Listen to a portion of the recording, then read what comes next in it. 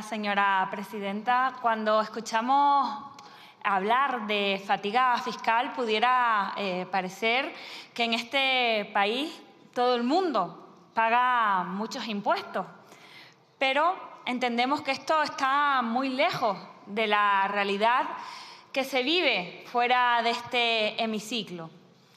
La gente de este país mayoritariamente no está cansada de pagar impuestos que sostienen nuestra sanidad, nuestra educación, nuestras pensiones. La gente de este país de lo que está cansada es que siempre se les pida el esfuerzo a los mismos. Es de eso de lo que estamos hartos y hartas. Porque mientras a un trabajador pues se le pide que haga ese esfuerzo religiosamente todos los meses a través de su nómina, o a un autónomo o una autónoma se le pide que adelante cada 3 meses el dinero que todavía ni siquiera ha cobrado, es cuando la gente se empieza a hartar, porque este mismo esfuerzo no se le pide a las grandes multinacionales y a las grandes fortunas de este país, que lo cierto es que relativamente el esfuerzo que hacen es infinitamente menor que el de la mayoría de la ciudadanía.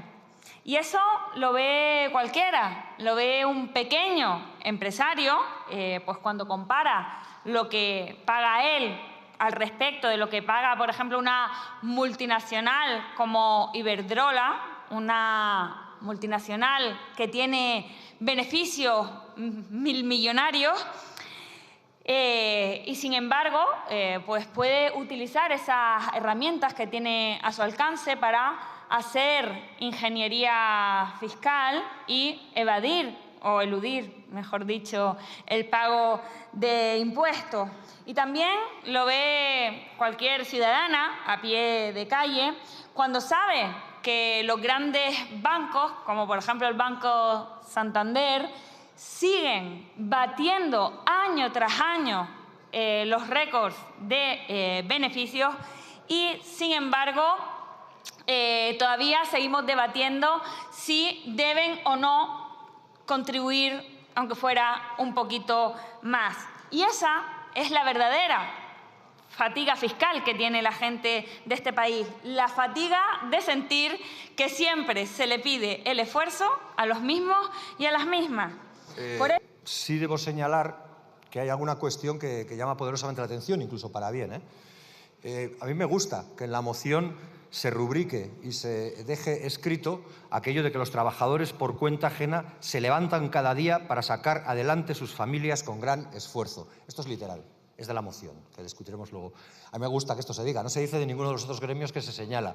Va a ser cierto aquello de que la palanca del cambio de toda sociedad, el motor histórico de toda sociedad es la clase trabajadora y por eso hay que remarcarlo en el texto. Pero en cualquier caso, y para centrarme ya en la proposición no de ley de manera directa, diré que no es más que un catálogo dispar de medidas. Con algunas se puede estar de acuerdo, con otras en profundo desacuerdo. Pero en definitiva y en sustancia lo que plantea es una rebaja generalizada de impuestos. Una rebaja generalizada de impuestos a la par que le exige al poder público, en este caso al Gobierno central, que siga manteniendo el nivel de gasto social. Y alguien me tendrá que explicar cómo, si la máquina de fabricar dinero, ajena a cualquier lógica de mercado, no sirve, se puede mantener esto. Porque claro, se plantea reducir el IVA del gas, de la factura eléctrica, del suministro energético, derogar el impuesto de sucesiones y donaciones, deflactar el IRPF para los 3 primeros tramos, plantear un IVA del 0% para la compra de vivienda para los menores de 35 años, como si le costara lo mismo a la hija de un gran magnate que al hijo de un trabajador o trabajadora de la clase obrera. No hay nada más indiscriminado que esto y no hay nada más injusto que esto desde un principio aristotélico, porque claro, tratar igual a los desiguales es ahondar en la desigualdad. Y es justo lo que no debería hacer un poder público.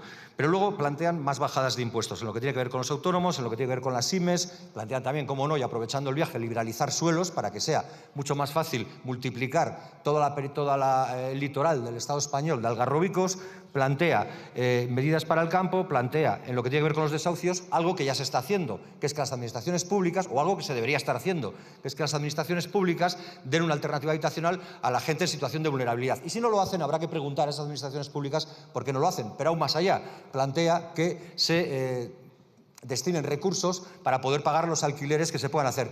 Y enlazo otra vez con la moción porque me parece curioso. Aquí se habla de que no se desahucia a nadie y que a quien que no pueda pagar el alquiler se lo pague el Estado, ¿vale? Se puede mirar. Sin embargo, en la moción que vamos a discutir luego, o que van a discutir luego, porque ya le adelanto que el sentido del voto por nuestra parte será el mismo y desde luego no es favorable, lo que plantean es que aquellos que hayan cometido el delito de usurpación, que es el que no va contra personas físicas, sino contra bancos o contra fondos que tienen muchas viviendas, a ese se le desaloje echando leches, para que se me entienda. Bueno, pues es una idea de la justicia, desde luego, un tanto complicada. Y plantean bajar todavía más impuestos. Hay una parte que justo es la que la extrema derecha no comparte, que nosotros sí compartimos, que es la que tiene con aumentar las pensiones, es la que tiene con aumentar el salario mínimo interprofesional y es la que tiene con la capacidad de las naciones del actual Estado español para fijar su propio SMI o para poder aumentar las pensiones al nivel de ese SMI. Bien, con eso estamos de acuerdo, pero volvemos otra vez a la lógica inicial de mi sorpresa.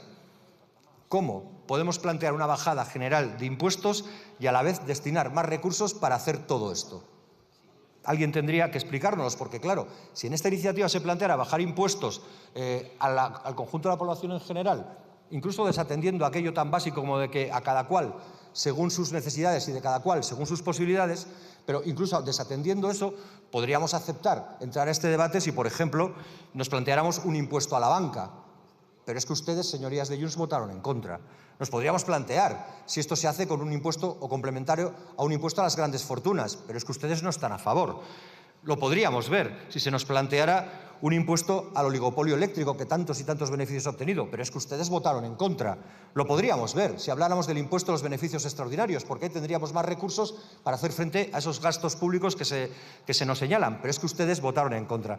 En definitiva, y para terminar, aquí, probablemente, todas las formaciones políticas, casi todas, menos las de la extrema derecha, cuando van a una campaña electoral, se gustan de decir que lo que les gustaría traer a nuestra realidad es el modelo nórdico, el modelo del gran estado del bienestar, el modelo que permite desarrollar políticas de protección social. Pues sepan ustedes una cosa, el Estado español tiene un 37,1 de presión fiscal. Los países nórdicos, con los que a todos, seguramente en campaña, les gusta referirse como el ejemplo a seguir, tienen lo que les voy a referir. Dinamarca, el 45,7%, Suecia, el 42,3%, Noruega, el 41,6% y Finlandia, el 43%. Más de 5 puntos por encima de presión fiscal de la que soporta el Estado español. Así no se acaba con la desigualdad, que seguramente es otra de las cosas que en campaña también suscribirán para no quedarse fuera de lo políticamente correcto, diciendo que sí, que hay que trabajar para erradicar la desigualdad. ¿Cómo? Quitando impuestos y no subiéndolos a quien sí podría pagar más. Desde luego ahí nosotros no vemos como más que una defensa de intereses de clase, sí, pero de la clase dominante. Porque en definitiva, y probablemente en este, como en muchos debates, se trata de no perder privilegios o de que quien tiene privilegios no los pierda. Pero eso no son políticas redistributivas, no son políticas de justicia social. Bueno, esta iniciativa la podríamos resumir con un pilla el dinero y corre. Aunque no sea tuyo, aunque haga polvo los servicios públicos, tú corre y fórrate, tú que puedes. Esta PNL es un programa electoral, un modelo de país que es legítimo, faltaría más, pero es un modelo basado en el privilegio para unos pocos, que además parte de la falsedad, parte de la avaricia y parte del terraplanismo económico. La falsedad, y quiero recordar algunos datos, tiene que ver, por ejemplo, con el hecho, ya recordado por algunos portavoces, de que España tiene una fiscalidad en torno al 38% del Producto Interior Bruto. La media de la Unión Europea está en el 41%. Estamos por debajo de la media. Señorías, de la media, por mucho que le pongas palabras ahí bien fuertes, estamos por debajo de la media. Francia supera el 45%, Dinamarca, Suecia, etcétera. Todos estos países, Francia, por ejemplo, ¿consideran ustedes que es un infierno o un país donde se protege más?